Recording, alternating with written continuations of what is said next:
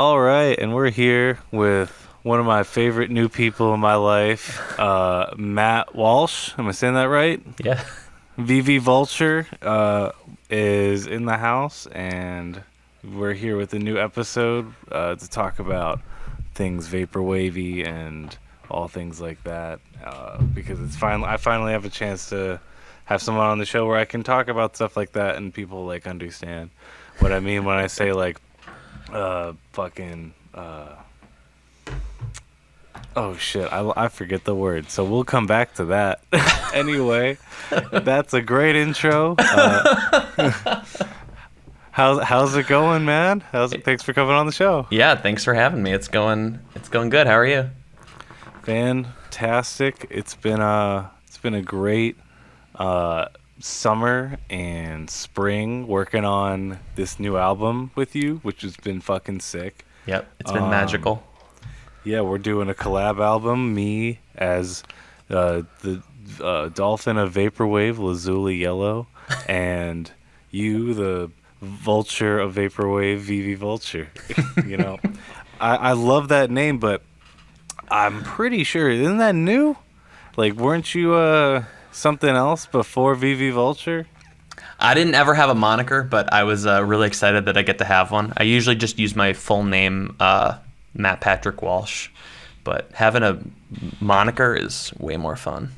Oh yeah, for sure. Is that why you like moved all your releases recently? Because weren't they under a different moniker? Yeah, actually, no. Originally, I was just like recording folk music, and then I started recording. I did this thing called charity EPs, where I just kind of released like every week. I'd release like 3-4 new songs and like get some artwork done. Wait. You used to write folk music? Well, yeah, that's I still do actually, but that was what I was doing, and I was releasing it under my name, and then I started releasing this other stuff, kind of electronic-y under that. And then, I got on that same playlist you're on there, that Spotify editorial, and it was all just under Matt Patrick Walsh, and my algorithm was all confused. Like, it's like, wow. Yeah, it was really confusing, so I moved it over. So it's still Matt Patrick Walsh out there with your folk stuff. Yeah. But you just like divided it a bit of like, okay, let's filter this out. Because you had like some, what was it, like Dr. Rom and a couple other releases that were like pretty video game music, vapor slash, couple other slashes in there, very hybrid music. Exactly. It's hard to like go with it because it's like the VGM stuff is kind of really vaporwavy already, and originally I was just trying to get work writing for video games, so I just was using my name anyway. Like, my name's Matt, and if you're looking for someone, or when I was doing like game jams, so it just made sense to use my name anyway. How do you go about writing music for video games? I mean, well, not like writing music, but I mean like, do you like find a certain game that you're like, I want to fucking write music for that, or do you like have a style of a game in mind and you write that, oh, this would be great for an adventure game, and then you look for a new adventure game coming out? Like, what's the process for that? Cool. It's a pretty cool process. It's I mostly just, I play a ton of video games, so I usually talk to the whoever the programmer and the main designer. I'll usually talk to all of them, and we'll have like a Discord, and like, oh, we're thinking Chrono Trigger. Oh, we're thinking like, oh, it's got to be like Star Fox 64. They have like a specific thing. Then I'll usually just kind of scout out that game and other games like it, and like, what were they using? What were they using for synths? What was the sound chip? That stuff's fun. The hard stuff is the sound effects. Like when they need a door and you're literally recording a door, and they go, it doesn't sound like a door. I'm like, that's a door, dude. I recorded my door. And they're like, it doesn't sound like it. That's really frustrating.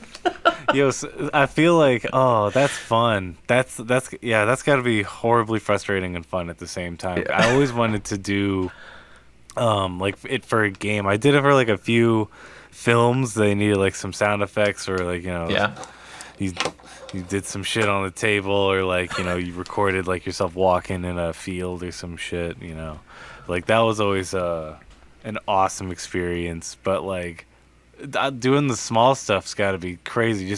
I'd imagine you just fucking do the effect and then throw a bit crusher on there or some shit, though, right? Yeah, that's a part of it. Like, I've definitely been like in my living room and just going like, ah! And like my wife's like, what are you doing? And I'm like, just give me a second just to do it 4 more times. And then, yeah, Bit Crusher, like, yeah, downgrade that and then send that over. Yeah, like, because we, like, when we first were doing the one song on the upcoming album, Golf, the golf song. Yeah, I love that. I can't remember the full title, but I love the full title. John Madden versus Tiger Woods, Nintendo 64, 1992, or it was John Madden versus Tiger Woods, Golf Ball 1990. That's Golf it. Ball. Yeah. Because I remember, like, when it was first, just like I couldn't think of anything at first with that one. I like wanted to add sound effects like that. Like I was like, how could I add like I was trying to do like.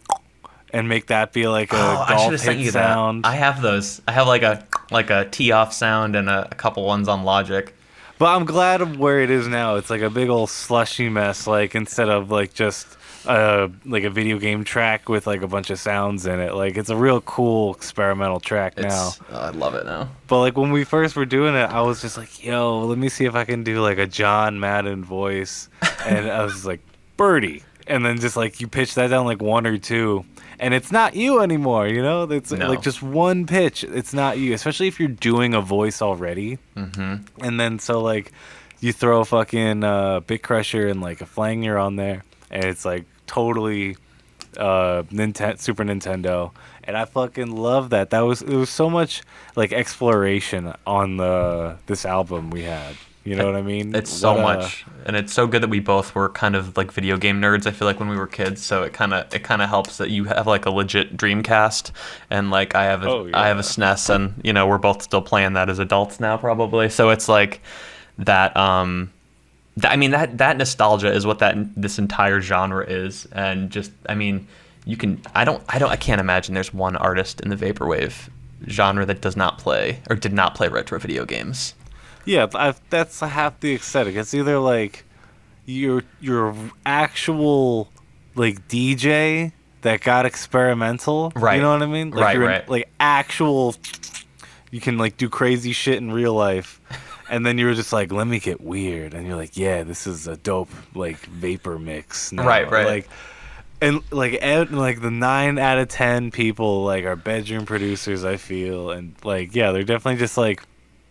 I played Ocarina of Time growing up, and the Dooku Tree music was real awesome, and it's like yeah, I just great, slushed it up a little, and yeah, exactly. Yeah. Like everyone does that, and like I feel like you like how I had the fucking Woohoo album, like fucking Wii Sports didn't mean shit to me, so I don't mind just ripping it off and like doing this whole thing of like here's a continuation album, but like I don't think I could like take Zelda songs and like to stuff that like I really like nostalgia to me and like make them slushy and like sample grab them and all this shit. I don't know. I kind of just rambled off there. But what was some of your games that like was your I'm gonna try and redo that. I want to game. Yeah. I think the most of the games that I've done a lot of game jams before, and it's like where you make a game jam. Yeah, so there's somewhere it's 24 hours, and somewhere you make a game in 24 hours, and they always suck if you do a 24-hour game jam. Oh my God. But there's somewhere it's like a week, and they'll have like a Discord, and it's pretty like aggressive. I would do it like when I wasn't working or something, so I could have the full week. And this is before I had kids, so I would just like take a full week to just go crazy working on a game, and it would come out okay. It just depended on how involved the developer was, if or how much background they had. But I was always very quick. They'd be like, "We really want something that sounds like this." I'd send it within like 20 minutes because I was really hyped to. Because for every game, there's 500 people that want to write music for it. It's like, it's impossible. Yeah.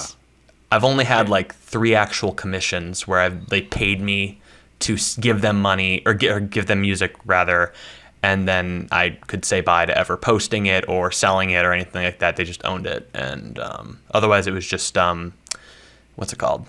You get paid after they get paid. I did that once. That's a trap. And then I've also just done the jams for fun because it builds your resume and stuff. Mm-hmm. that sucks how people can just like abuse it with like. I feel like that's happening a lot with like shitty games, like if that makes sense. Like scams almost happening with all these games. You're probably right. Yeah.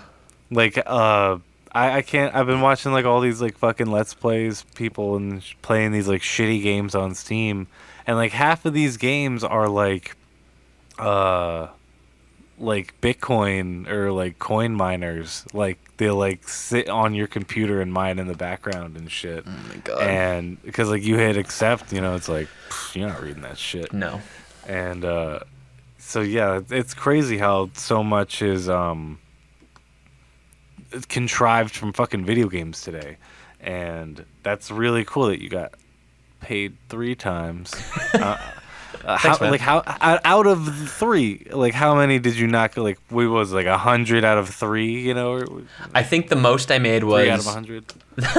Altogether wasn't that much, but I think the most I made was I contracted, like I put it down. It was like it'll be $300, and I'll give you like an overworld theme, battle theme, victory theme, and then a bunch of incidental like 5-second ones.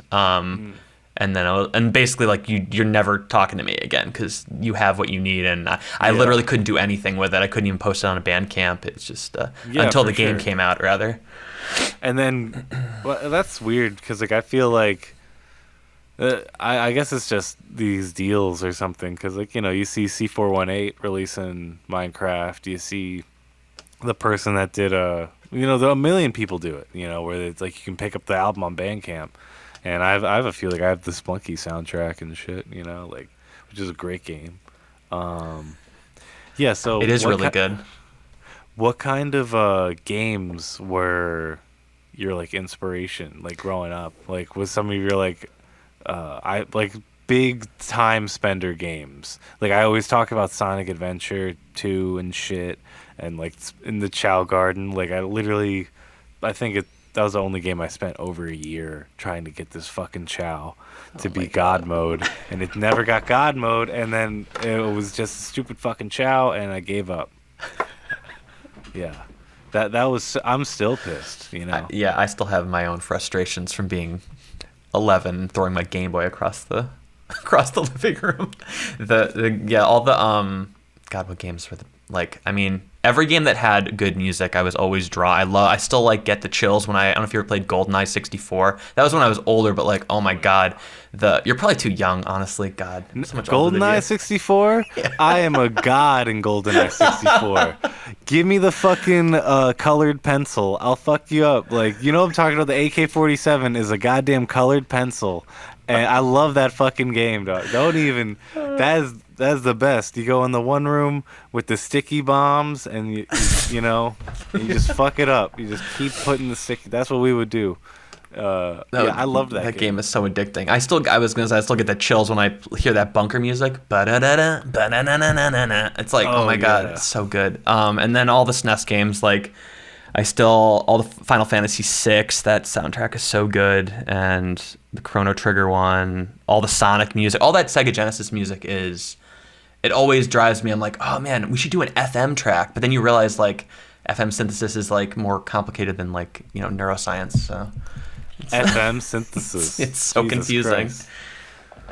You ever used an FM synth before?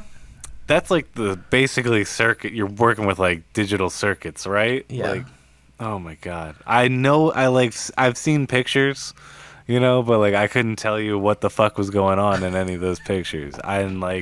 No, I never ever worked with anything like that. Like even synthesis itself, blah, blah, blah, I can't even say it. So how could I even work with it? I would just go preset. I mean, I think on our album I have like a DX7 clone or something. It's like an Arturia plugin, and that is pretty good sound. But some of the sounds are really biting. I'm like, this is biting, and like let me turn this, and it sounds like a trumpet. I'm like, nope, that didn't fix it. So it's like because you're messing with like you're not changing bands, you're like changing like I don't even know what I don't know enough about it, but it's like I'd always just go presets because the presets sound good. I really want to get their Mellotron. Oh yeah, that sounds awesome. They have a Mellotron, and I think they have like a Hammond or some shit. They have like some real classic ass keyboard that like has all these amazing presets on it that I've been hearing. I watched one video like super late, and I'm just like, fuck, I don't have the time to download this tonight or the money in my pocket. Yeah, it's really expensive. I think it's like a couple $100. Yeah, they are like dead on clones, like exactly.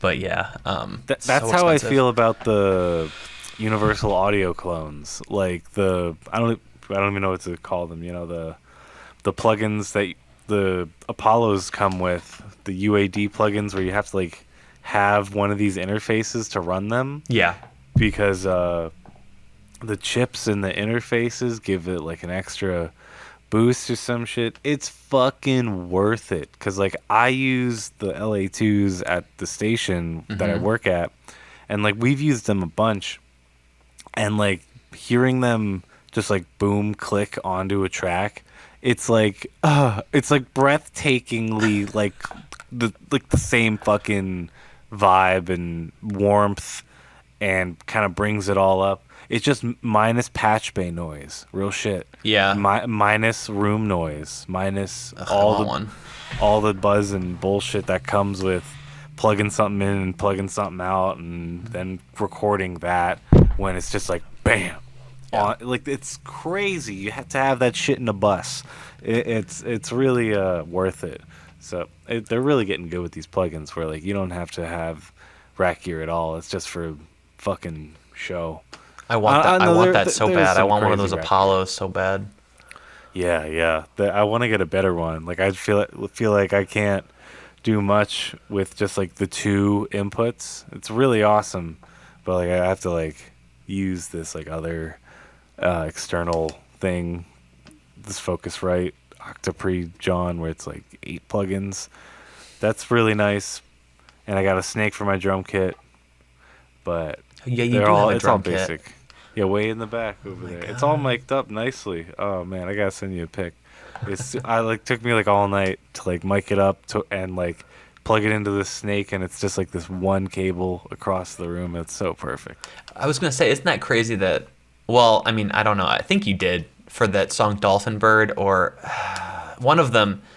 But how is it possible that like you probably played live drums on our album, but I don't even know, because that's the way you like collaborate over the internet? Like, I mean, like back in the day, it would have been like, you know, I would have known all these things. Did you play drums on that? I did play drums on that. That's awesome. Like the cymbals are real, and like I try to just like do, because I knew I had like a beat like in the fucking recording, so I just did like extra shit, just like hit the cymbals and the toms and like and like my neighbors are probably like, is he playing the drums? Is he just angry? Because I was just like hitting the toms for a while, just like really loud.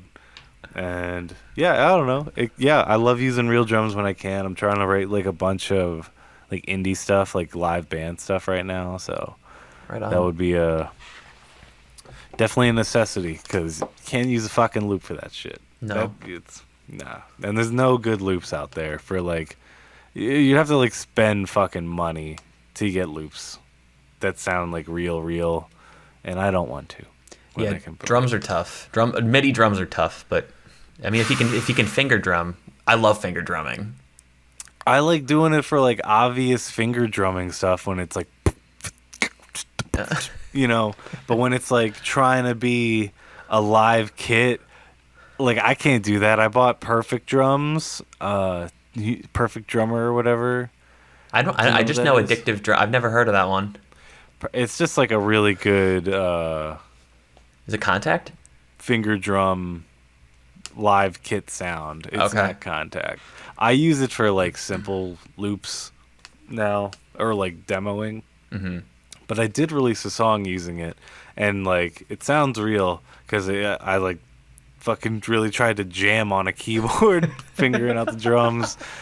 That shit is so weird. Yeah, like have you seen like those videos of people just like playing like drum solos on a fucking beat pad? Can you do shit like that? Is that what you mean? Yeah, I can. I love to play live drums. I usually play them. I'll usually do hi-hat, snare, and kick, and then I'll usually go in. I've gotten pretty good at being like Dr. MIDI and like getting in there and doing double kicks and Oh, wow. Like on the Elite 4 one, I tried to do I usually won't slow it down. I'll usually go in and I'll change velocity on the hi-hat and stuff like that. And then I'll throw in like, I don't know if you know, like Apple loops.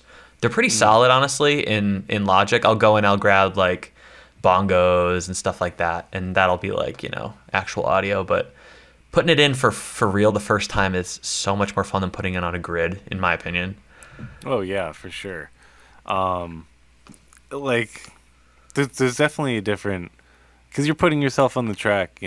It's like playing the keys or like drag and dropping a thing. It's Right. like, what do you feel more of, like the thing that took you like 15 fucking tries to do, or that one click? That sounds great. Right. That sounds joyless. There's like it's like if you're in a rush, Right. it's good, Well, the amount of output, you have a lot of stuff. You put a lot of stuff out. I'm sure you have a process. I feel like after a while, at least for me, I've put out enough stuff with my hands that I can try to do a loop beat here and there. Right. Or like some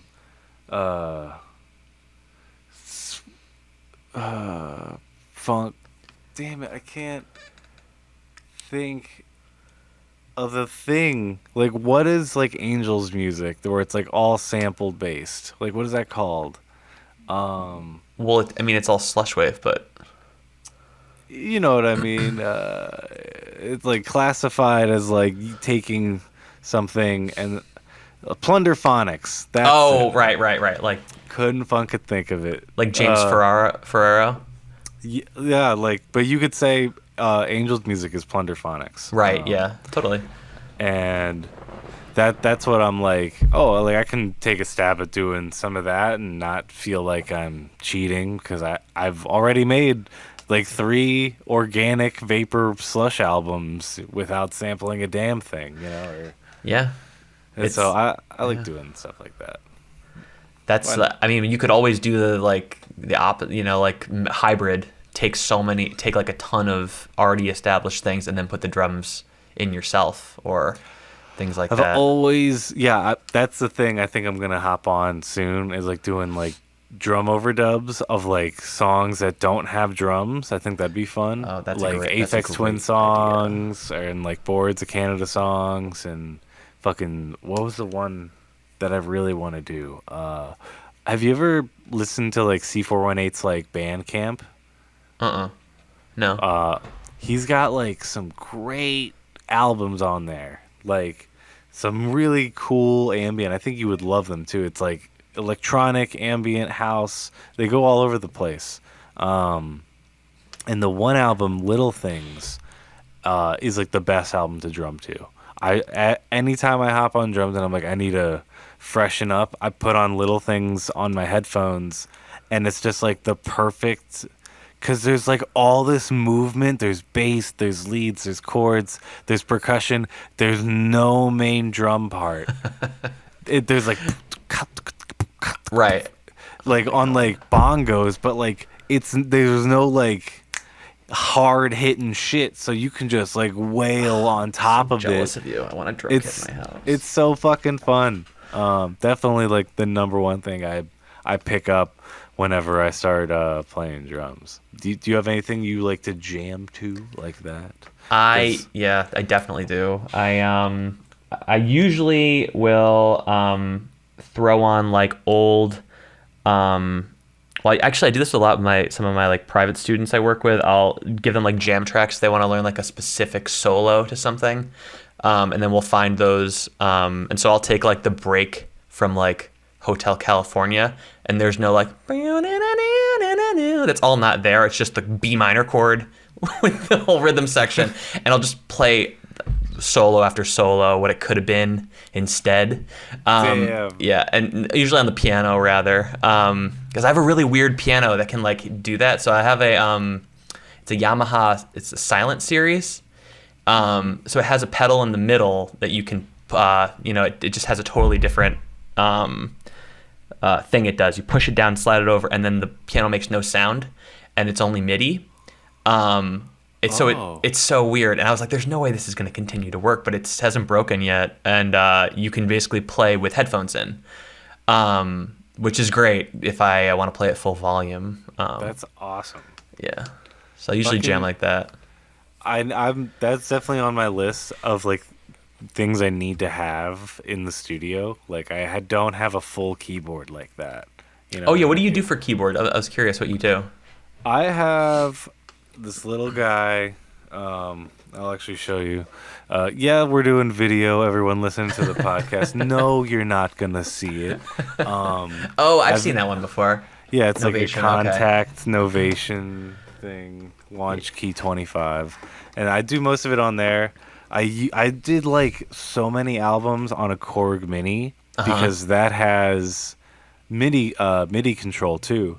So like I would go back and forth from like using the audio and using it for MIDI and stuff. Yeah. So that was my fucking controller for a while, and you can almost like tell like eras in the Forest Kids Collective if you know what the Korg Micro sounds like. I have one of those. Yeah, then like if anyone like ever like scrubs through the fucking discography or some shit and like you start hearing that, you're like, oh. That's probably when he was using that. I don't know what the fuck I'm trying to say, but like I don't use it a lot. I don't use the vocoder. I don't like the vocoder, honestly. But I love their arpeggiators. Like their fucking things like that are really cool. And how do you mix that in? What do you mean? How do you put like an arpeggiator over a track with a bunch of MIDI if it's not you can't quantize it? You can quantize it. What do you mean? If you're putting an audio with an arpeggiator? Well, it's not tape, so you can. So what I do is like if I'm doing something where it's just like chords, I try to like keep in time of what I'm playing, and obviously I'm playing with the track, and then I go in and then I see that like it's mathematically started and stopped. Well, yeah, you'll drag it over, right? Yeah, you just drag it over. Yeah, but I couldn't possibly play those arpeggios and like not go crazy while it's like a 30-second note off. Oh my god, I go crazy. Well, yeah, you just like, and that's that one chord, and then and you're like, that's that chord, and then boom, you have all these separate channels for your chords. You throw all this extra effects and shit on them.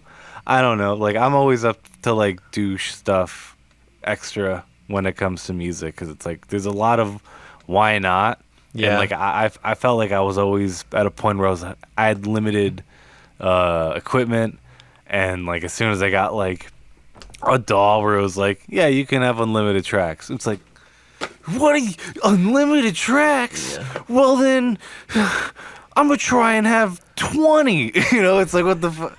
It does kind of drive you like up a wall if you realize like, I mean, what was the first thing you recorded on? The first thing I recorded on was Mixcraft 5. Like, was that software or was that a hardware thing? The software for the PC. Okay.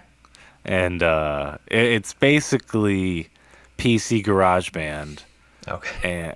And but like better and worse. Like I feel like if I knew what I was doing, I could like make fine stuff out of it. But it was very like when I was like working on it, it felt very like this is a dumb program. Like the graphics were kind of like cheesy, and like the whole workaround was very like corny and felt like this is just a program. This isn't a DAW. Especially now, like now I know what like an actual fucking like audio production software is. Like looking back at what Mixcraft was, it's like that was Windows Movie Maker, but like audio. That shit was so nothing. Windows Media Player, remember that? Media Player. It was yeah. Oh my god. Oh, the green. That was the Media Player. Remember that? Oh, yeah. I remember Media Player. XP tried so hard.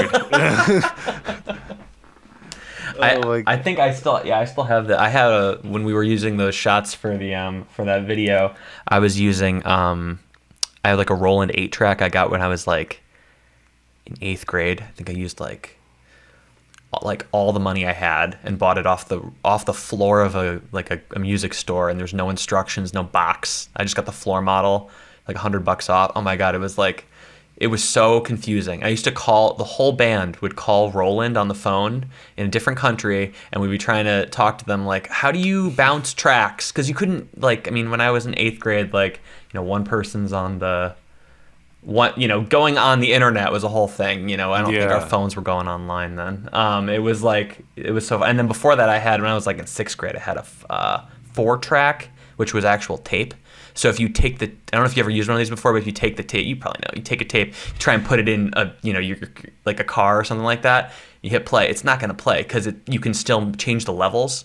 So I didn't know that when I first used it. I was like, I'd sing, play guitar, and then just pull the tape out of the Tascam thing, put it in my car and play. It just sounds like the most ridiculous pitched down slush wave you've ever heard in your life. Oh my God. So funny.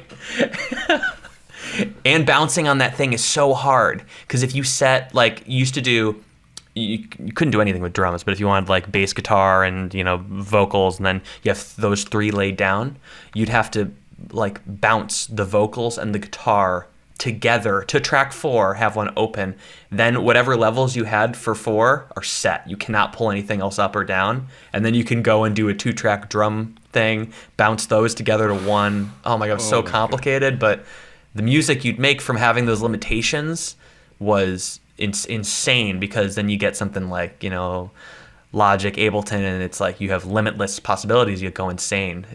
You can do anything. It's a blessing and a curse for sure. Exactly. And this is a great little tumble into my next question I like to ask people. Like, so what was the first start of like you doing music? Like, can you remember like those initial moments where you were like, oh shit, I want to play a thing?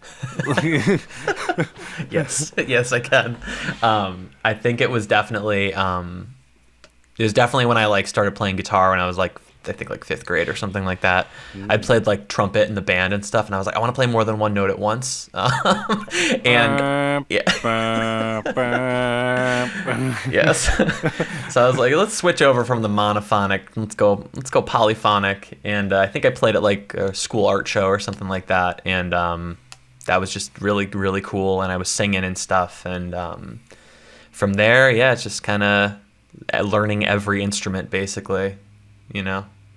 Just like, what do you mean learning it? Like, how did that go about? Like, I mean, I play most instruments. I can't really play like cello at all, but I can play most instruments. So like you just kept picking these up. Like, how'd you just keep picking these up? Did you like go to the fucking store and was just like bass, drums? Well, you probably did the same thing when you were in bands and stuff in high school, probably. So it's just like the same thing. Like, you just like, let me have the drumsticks, and then my drummer would leave the kit over my house, so I'd play the drums. And nice. What did you do to my kick drum and stuff like that? Why is my hi-hat so open? Because it's cool like that, Travis. Because you can go whoosh when you hit the pedal, you stupid cuck. I don't know. Yeah, so that was definitely that was probably how I learned most of them. And then when I was like in grad school, I took a ton of classes where, in case I ever like found myself like teaching like a band program or something, I could like, if I had to like get through teaching orchestra. It's not something I should do, but I could get by and play Mary Had a Little Lamb on the violin. So did you ever have like formal training of any of these? Yeah. The formal training I had formal training on the piano, and I also took some voice lessons in high school and then through college. Cool. I had a pretty kind of all over the place journey when I was in college. I was trying to be like an actor basically, and I think the furthest the furthest I got was I got like through the callbacks. You ever heard of that show Once? It was like you know who Glenn Hansard is? He was like a folk singer. You probably know the song Falling Slowly. It's a pretty popular song. They did a movie about it, and then they turned it into a Broadway show. Oh yeah, I see. It's a Broadway show. Yeah. And that's like I will brag about that forever. I'm like, oh, that reminds me of when I was in a Broadway callback. I will talk about that every time. Just once. Just once. Okay, I see it now. Interesting. They had me do the weirdest thing. I did like I'd audition, and then like 6 months later, like, we want to call you in, and I'm like, oh my god, and then like that's your whole life. I'm like dropping shifts at restaurants. I'm just practicing now my Irish accent and doing this song. And then I get in there and I do the song, and the casting director who I've like heard of, I'm like, oh my god, this is so scary, and he's like this huge bigwig, and he's like, oh, it sounds great, Matt. Can you do like read these sides? And I go, yeah. He goes, can you do a Russian accent? And I go, oh no. So I basically did Borat, and then I didn't get it. This is like, I just wasn't ready for that, because on the fly, like I was thinking I was like, the other one. Great, that thing you prepared for. So you ready for a fucking curveball? It's like, no, that sucks. Yeah. What is Russian accent other than this? Something like that. It was but no, anyway, I did a bunch I used to like sing like, arias and stuff when I was like in college and stuff, but not so much anymore. I don't know if you could ever pull off Russian. No, I know, nor should I. The more I'm thinking about it, I'm just like, I don't know. No. I don't know what that casting guy was thinking. No. That's awesome though, man. Like, fucking, oh shit. So was that like the last thing you were attempting to do as an actor? Was that your like shutdown moment? You're like, okay, maybe I should try something else. Or did you keep trying for a while after that? Or I used to do a lot of like they call it like off Broadway, where you do like new works and like, like you do like new shows and like market yourself and try and connect with other people. I also used to write shows too, and then I'd put like other actors Broadway in it. shows. Yeah, well, not Broadway shows, but we'd do like off Broadway, like we'd like rent the theater and stuff like that, and then theater shows. Yeah, I'm a fucking. No, I mean, yeah, I used to do The Lion King. Yeah, so. But that was cool, and all my friends were actors. I used to live in New York, so I used to like put, they'd all be in the show, and that was just like, that was the best. Like we'd all hang out like at the venue after and get drinks and stuff. It was just so much fun. Oh, sick! Fucking I miss doing shows, and that whole process of hanging out and getting drinks after anything hard you just did is so satisfying. Man, fucking so. What? Did we go it? I don't know if we said, if you answered my question. Like, if you had that moment of like, why? Like, you wanted to pick up the guitar after trumpet, but why? What were you like listening to, or getting like to get the juices flowing? They were like, music's more than fucking trumpet. Because I'm sick of playing the Pledge of Allegiance. The Pledge of Allegiance. Oh my god. Spangled Banner. You know what I mean? I'm gonna go play this Pledge of Allegiance later. Yeah. Holy fuck. The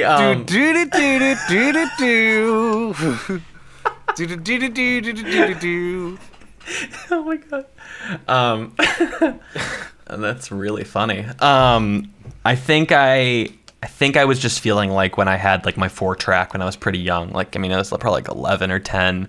I just really liked using that thing, and I was like, I didn't have the ability to lay down a bass part because I didn't have that kind of keyboard. So I would do all kinds of stuff. Like I would like you tune my guitar down an octave and like play the guitar like direct in. This is like, it's just so funny. And then, eventually, like, I remember my brother took some bass lessons. I used to borrow his bass. Let me use the bass. And I think over time I just wanted to be able to record everything, and it eventually comes full circle and then you use that. But I mean, right now I pretty much any polyphonic instrument, I'm like, if I can't play this, I have to figure it out. Like, there's still an ocarina somewhere in my room I cannot play yet. So is it just me, but are there like bad ocarinas? No, it's not just you. There are. Okay. Because I feel like I just got a fucking brick over here. Like, give me 5 seconds. Yeah, let me see it. I wonder if it's one of those amulet ones. Oh yeah. Time for a commercial break. Is that this podcast is brought to you by the musical Pledge of Allegiance. Oh, is that like a Zelda one? It's a Zelda one, right? Oh my god, I love it. Is that ceramic? Yeah. Nice. Let's hear a note. I could tell you. So like I assume you have to hold these two things in the back. I believe so. Yeah. And like I'm holding down all fingers down. Yeah. I mean, I don't know. It sounds like I'm listening to some quarter tone stuff there. I feel like we're a little in between, yeah. Like it's just a hollow husk of bullshit. Let me see if I can find mine. Mine doesn't sound very good either. I'm gonna have to compress the shit out of this episode. Sorry if that blew anyone's eardrum out. Where is that? I'm sure it didn't. Oh, what? Yeah, this is a pretty good one. I think it was like $20. Oh my god! Like that sounds like something. It's pretty cool. It's I wish I could play it better though. Why'd you do like a fucking trash? Jesus Christ! That like yours looks like the one Sarah gives you, and yeah, the fucking golf club one. I thought it was a golf club when I was a kid. I was like, why does the golf club open up the flute? And have you seen the little necklace ones? They have like different fingerings, but it's like 3 on each side, and people just wear them, and you like. Yeah, like the tiny ones. It's like a little strawberry, or like it's always like some like fruit or something. Like it's so cool. It's so cool looking. I want one, but all the fingerings are different. I picked up like a piece of shit plastic one from like a Renaissance fair that I definitely threw away. But yeah, that one also never made any noise. I don't think I suck at wind instruments, but like I've just been getting snake eyes every time. They're all the same. All those wind instruments are the same. Like if you can play like a recorder, you can play the sax. It's the same fingerings. Really? Like if you can. I mean, obviously, if you can play tenor, you can play baritone. I mean, kind of, and alto and soprano, because they're all fingers down. You can pretty much go up the scale. It's not. It's just when you have to go in between for accidentals and stuff. It's usually something kind of strange for every other instrument. I can't use a reed for shit. Yeah. Like I cannot read it out. Like if they make a smart read where you just go like, hoof, you just blow into that. Oh man, I'm all over saxophones. Consider me learning saxophone. But fuck a reed. I can't do that shit. That's disgusting too. You don't even. It really is nasty. But at the same time, you don't even need one because all you need is Korg M1. All you need is pan love, flute. Dude. All you need is love, man. Pan flute, yeah, I guess. Pitch bend, and that's all you need. Mod wheel, and that's it. Yeah, exactly. The sensual sax or whatever is out there. There's some like sexy sax that's like a plugin basically for vaporwave sax. It's like it's like yeah. They got a good trumpet one too. I think I saw. I needed a trumpet really bad for something, and they sell like a really good contact trumpet one. But no trumpets sound real when you have it on MIDI. Never. I tried to do something. It sounds good if you like have it super in the background, and you would just have it be like, just like one thing maybe. But if you like don't do much with it, if you just make it like a texture, you could be like, that sounds like a horn maybe. Exactly, just a little bit. I've mastered marimba on MIDI to like you play like with 2 fingers, like you have like 2 fucking mallets normally. You just do. You gotta have that initial hard one at first. That it's fucking great. Yeah, I got a really good MIDI track of marimba, and like I was gonna have someone play marimba over top of it, who's like really good at that shit. Like they're like majoring in it at Temple, and they were like, that sounds real. You don't need me. And I'm like, no, shut up. And they're like, yeah, I'm going to do the same thing. And I'm like, I don't know if I'm I don't know how to take this. Well, you're probably better off because I feel like marimba records kind of awkward anyway. It's really like really transient heavy and really bright, I feel like. It's hard to do live sessions with marimba. You basically have to base the whole session around the marimba recording. Like we normally do like dynamics like right over top. And it still captures everything. Fucking everything. Because marimba is fucking the whole range. You got like the highs with like the snapping of it, and you got the low end. Yeah. And it picks up the fucking bass guitar, it picks up the amp sound, the drums. It's so difficult. So like when you do some shit like that, you basically just have to, okay, that's the marimba. Now what can we add to this marimba recording to make it sound like the rest of the band's there? Because it's basically already there. It's fucked. Like, yeah, I don't know how we get by sometimes when it's like, because my job, like, we used to just know what was going on that day. Like, we'd walk in and be like, oh, it's they're playing marimba, and we think they're bringing amps. It's like, okay, there's a drummer. It's like, yeah, it's a drummer, guitar. I think there's bass. I think there's guitar. And then there's a marimba player. There might be a singer. It's like, there might be a singer. It's like, yeah. And they're going to talk in between all this shit, too. So you get some talk mics ready. It's like, okay. God, that sounds like a lot of work. It's a lot of fun. But just like when it was like right then and there, it was just like, fuck, this is going to be hard as fuck to get these drums out of this marimba recording or xylophone. God damn it. Yeah. Xylophone's probably even harder to mic, I would assume. It's just ding, ding, ding. If you can get a good marimba, like a MIDI recording, I mean, honestly, like, I'm a big fan of. I took like a bunch of like, orchestration classes in like grad school and stuff, and I remember like they're like, don't ever write something that the instrument couldn't play. Like, you have to be, aware of the fingerings. Like, yeah, if you're writing for, an actual orchestra. But I love nothing more than taking a really garbage sounding piano like sample and bending the note. Like, it just like, because that would never happen, but it just sounds great. Yeah. It's like, just go, like, if you want to do like, like 7-note marimba chords, like, that sounds great. It's 2 marimba players. That's it. Mm-hmm. Exactly. Fucking cause like I wouldn't do shit like that normally. My friend Brandon was like, he like wrote like a piano riff that was like 3 fucking pianos, like him doing 2 hands of just like these, and they became these like wall of sound, beautiful chords, like these rich chords, and like in between them he would use a bend wheel, and like having like a chord like it's fucking insane sounding. It's great. It was meant to happen. Yeah, so there's that just goes back to the infinite possibilities in the box you have today with all this shit. I mean, like some of the synths we have on the album sound like you literally pulled them right out of Stardew Valley or some fucking 16 or 64-bit game, whatever the bits are, 32. You know what I mean? What, 16? I don't even know. 16 must be Stardew Valley. That guy is a genius, that designer. He did all the music and he designed the whole game. That's so fucking unbelievable.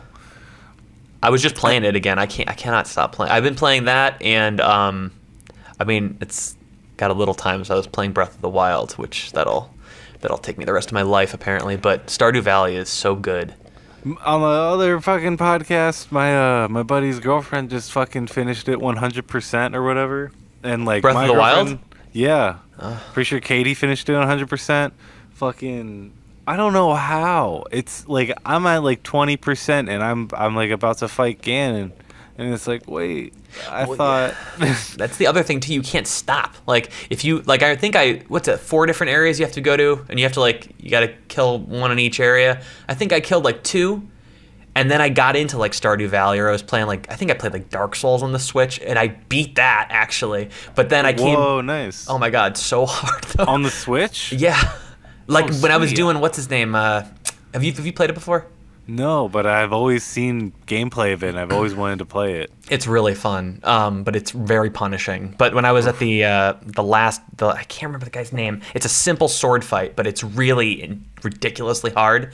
And I remember after I beat it, I was just like empty.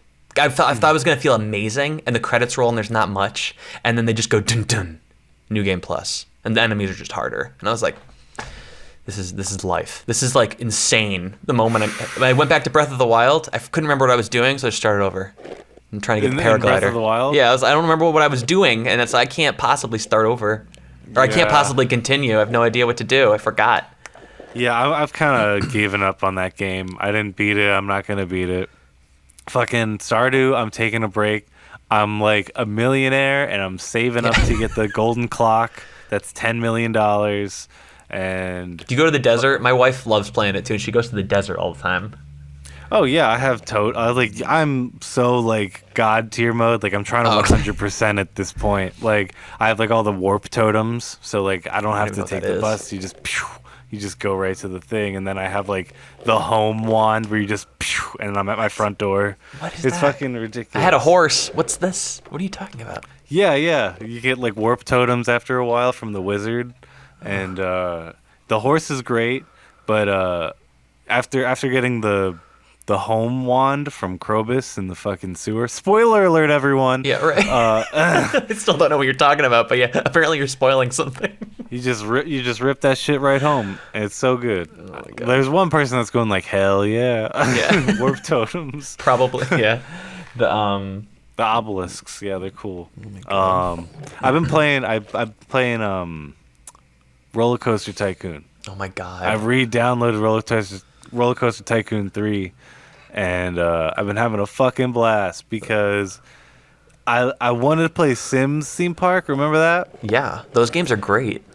But I feel like Sims Theme Park was just a rip-off of Roller Coaster Tycoon because Roller Coaster Tycoon is like the better game. Yeah. Like 1,000,000%. I have played, yeah.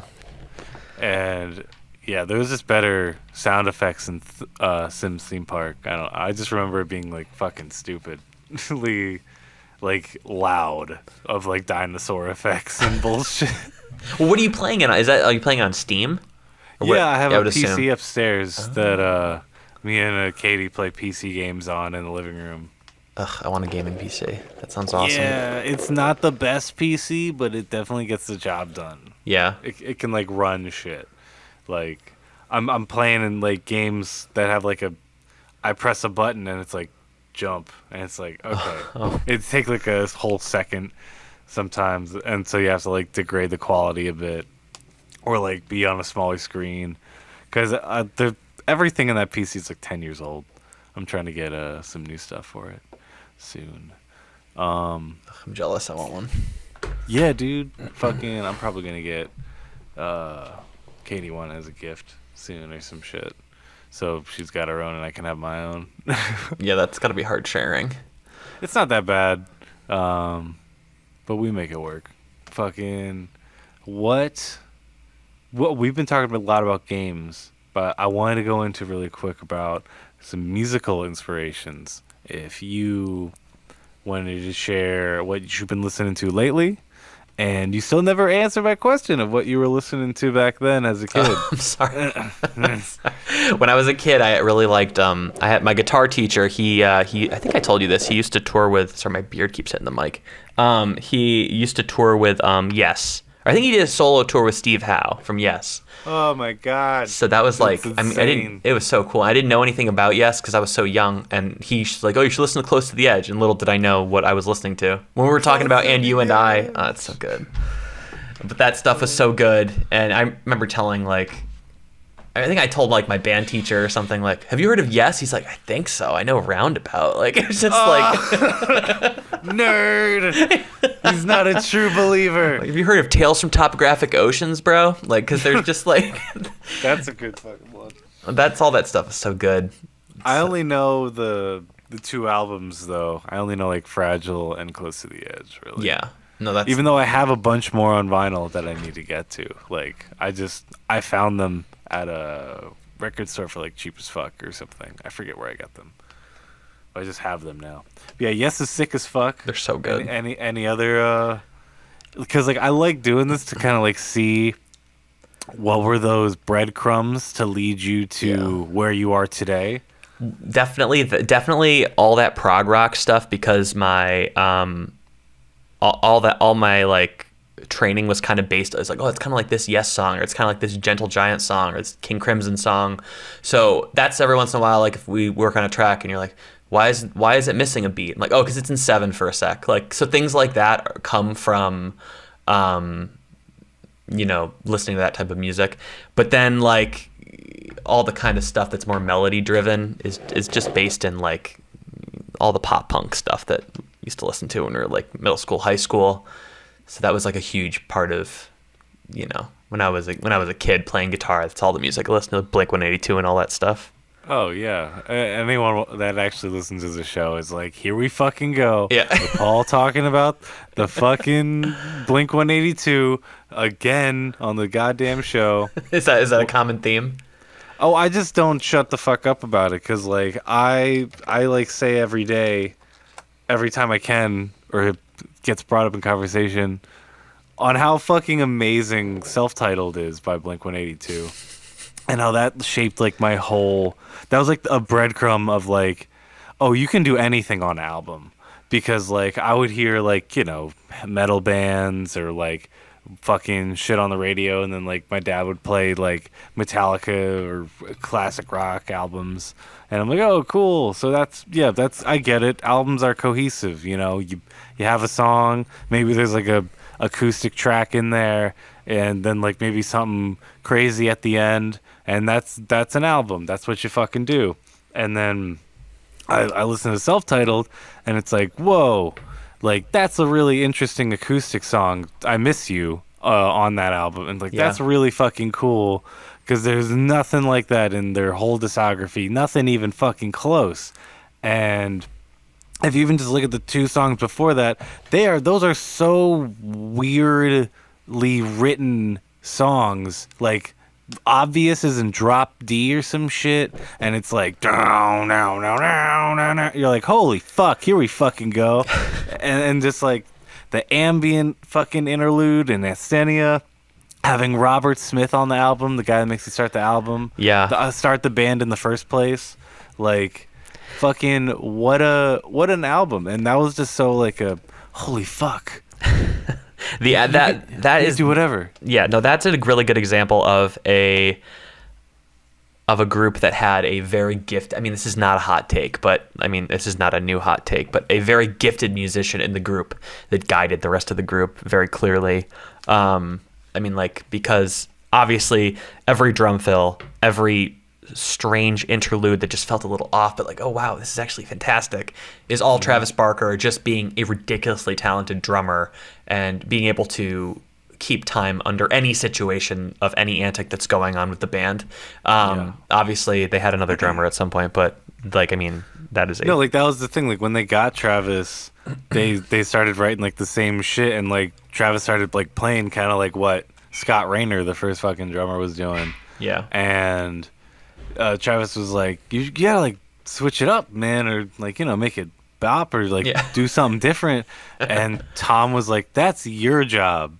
And he's like, oh, okay. And then he just fucking took over after that, and that's why everything sounds the way it sounds like, because they gave him that freedom of just like, oh no, you're gonna make it sound how it sounds. We don't give a fuck. Just fucking make it crazy, and we'll play the easy ass chords on time with you. Yeah, I'll play the E5 and the C5, and then I'll play the bass with a pick, and then you play all these ridiculous fills while you are being hung upside down, like with pyrotechnics going off. That'll be great. That'll be great. I'll make sure to slash around on the guitar. Don't worry, we'll be down here moving. But yeah, that's what I'm saying. Like that was such a Travis really brought out all the stops. Like at the end, there was 2 drum solos at once, like the 2 snare drum solos at the very, very end of the album. It's just like boom, and that's it. Like so you could like almost feel him just being like, and like slam the sticks down. Yeah, exactly. And you're like, that's it. That's the fucking album. And to me, that's where like Blink-182 dies right there. Yeah. Like anything else is a zombie. Yeah, I agree with you. Yeah. And like, there's nothing wrong with that, and that just makes the album even more magical, in my opinion. Yeah. Oh my god, I'm getting so much nostalgia right now. It's like the same thing with Sonic games, you know? They had a great moment in the sun where they were untouchable with fucking Sonic Adventure 2 and like everything before that. And now it's just shit. And you go and listen to it and you're like, maybe it'll be good, and it's not. It's just not going to happen. Yeah, no, I completely 100% agree with you. It's like maybe Sonic Unleashed isn't too bad, and you're just like, oh, it's terrible. That's a game that that whole franchise just could not go 3D. Like Mario is great, the Mario Odyssey. Sonic they're not gonna. It's because it's Sega. They didn't know what to do. Like they were just like, he goes fast. It's like they really liked that one game. Maybe we should not do that like ever again. Well, I don't want to go on a 3D loop-the-loop. Like that is like way too much. I don't want to do that. Well, I mean, like that's why like they would always like pull you back out, and like it's just like I just gotta hold forward, and so it's also kind of like it's just like a cutscene, you know? Which is why like these new Dragon Ball Z games aren't fucking shit. Like they used to be amazing, where you're like going in and out, like doing all these combos. Even like because like Budokai Tenkaichi 3 is easily hands down like the most revered one for like the 3D fighter. Mm-hmm. But like now like even like Dragon Ball Z Kakarot or some shit, like the latest one where it's an open world and shit.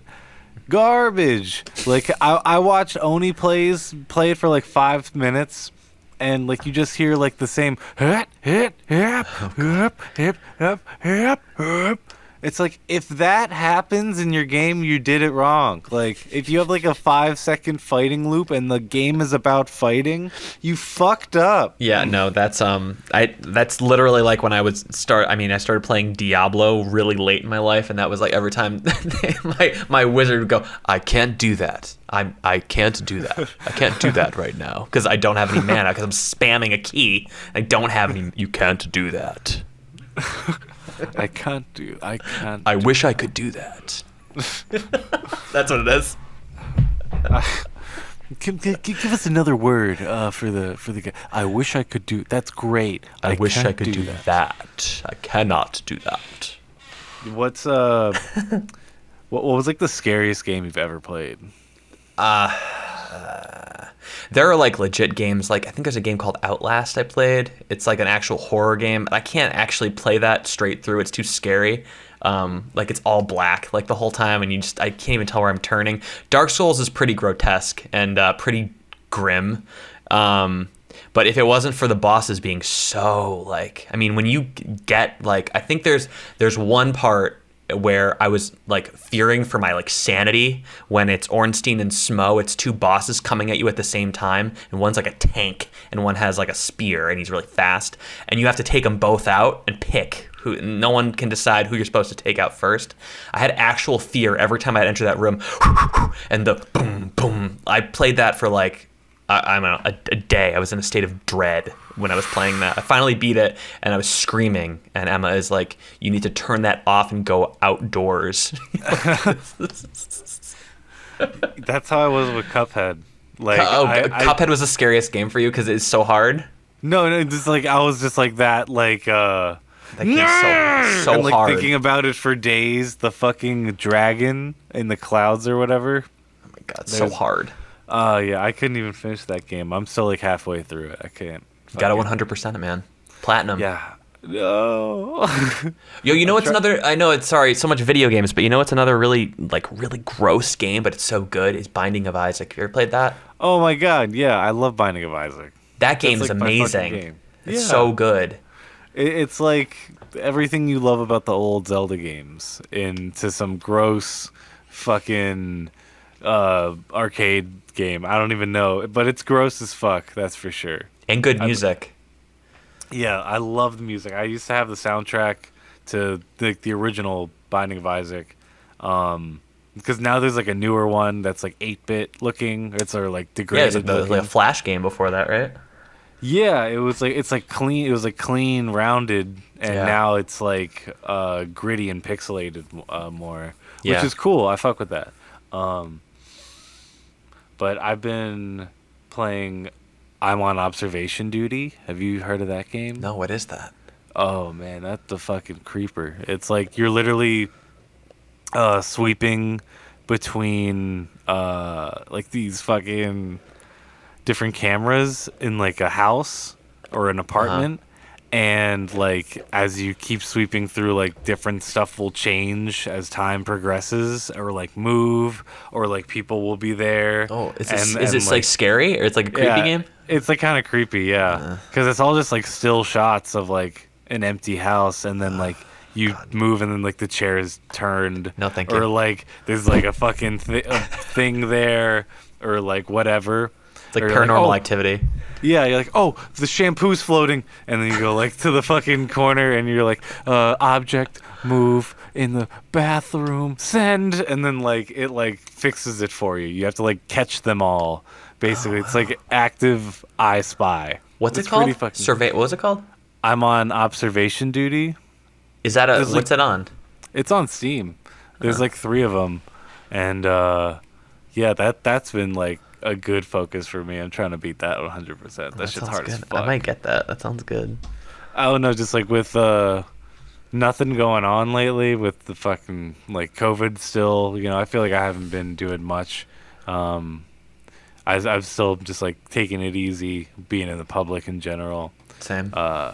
So like I have to get my thrill through some shit, man. And I'm not going on a goddamn roller coaster anytime soon. You know what I mean? Yeah, same.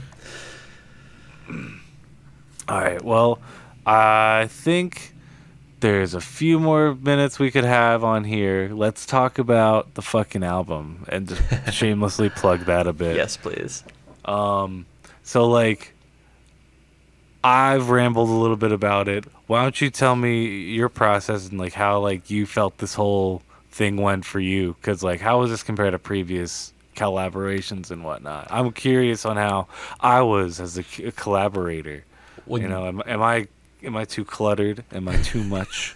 Am I too much, Matt? You are, without naming names, multiple people I've talked to that I collaborate with too. I'll mention like, oh, I just finished this album with him.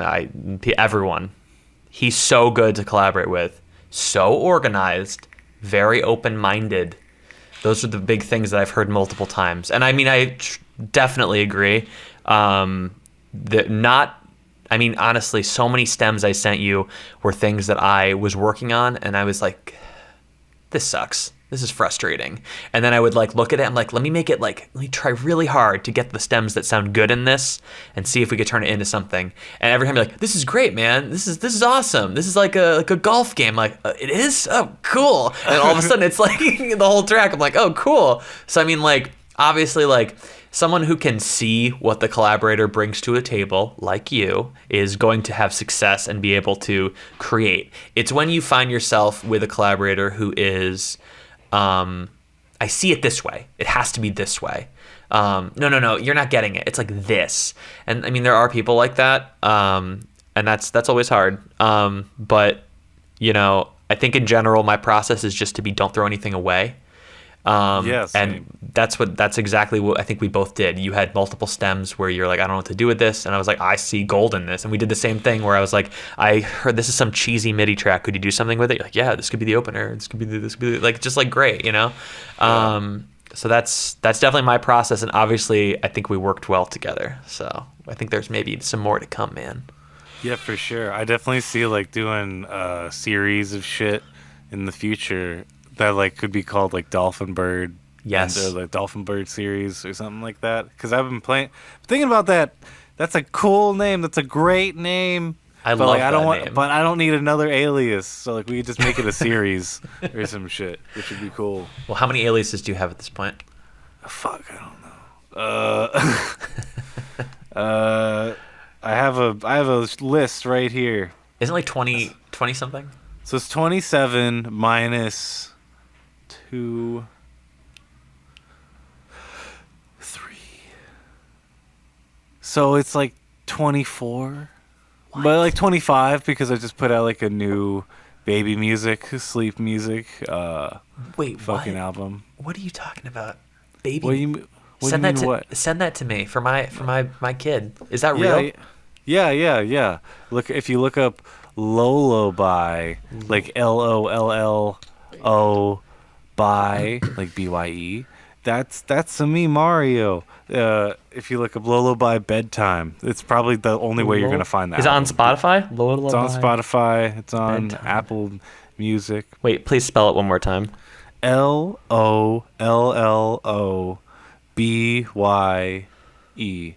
And if you look up Bedtime afterwards, you'll see like this album of like, it's like a nighttime. This is insane. I'm playing this tonight. Yeah, that's it right there. I like mixed it and like had it in a way to where it's like some songs could be for like just like active and like or getting ready for bed, because some are a little abrasive than others. So play around with it. I'm looking for feedback.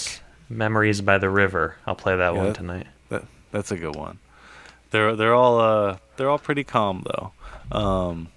So yeah, that makes 25 for now, and we'll I guess 26 because Forest Kids as well. So fuck 26, not including bands and collaborations. God damn it. That's a lot. Good for you, man. Hey, it's fun, and I'm doing the podcast too, which is great. I'm having a great time talking with people about random shit, and like it used to be so I used to feel like I needed to make this like very like structured in a sense, but as long as like we kind of talk about the things I'm looking to talk about, I don't give a fuck if we talk about video games the whole time, you know what I mean? Yeah, that's why I like podcasts. I just like listening to people talk when I'm doing dishes or something like that, just like other people talking.